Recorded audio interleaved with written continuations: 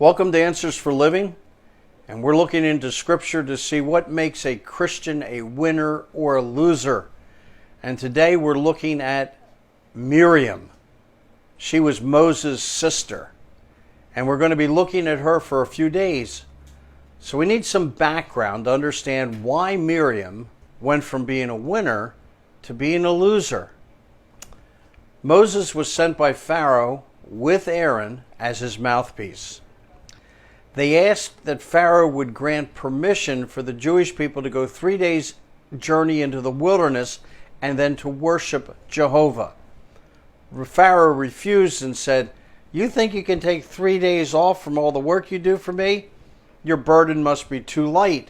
So he increased their load. Now Moses had been sent to deliver his people, but instead things got worse before they got better. And the people began to really murmur and grumble and protest. Ultimately, God sent the plagues. Finally, Pharaoh let the people go. And all the Egyptians gave them gold and silver and riches and wished them their best as they went off into the wilderness. God used Moses to set his people free from Egypt, but Pharaoh changed his mind. They ended up at the Red Sea. God tells them to camp there, giving the Egyptian army time to catch up.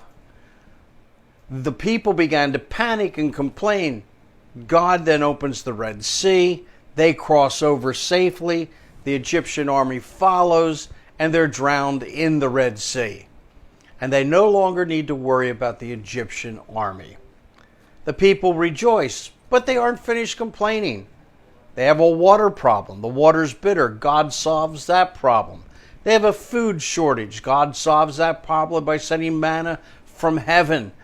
The people are really bummed out because they're tired of manna. They want meat. So God says to Moses, give them meat. And Moses reminds God that there isn't enough meat on all the animals they have to feed 2 million people. This isn't a problem for God, so God sends quail. There's so much quail that the people complain about the amount of quail. 2 million people, 2 million complainers, 2 million people who can't see how great God is. And Moses is at his breaking point. And then Aaron and Miriam, Moses' brother and Moses' sister, challenge him. Listen to what they do. Miriam and Aaron began to talk about Moses because of his Cushite wife, for he had married a Cushite. Has the Lord spoken only through Moses, they asked? Hasn't he also spoken through us? And the Lord heard this. They complained about Moses' wife. She's a Cushite. She doesn't look like them. She isn't Jewish. And then they begin to pick on Moses. They spoke against God's anointed one.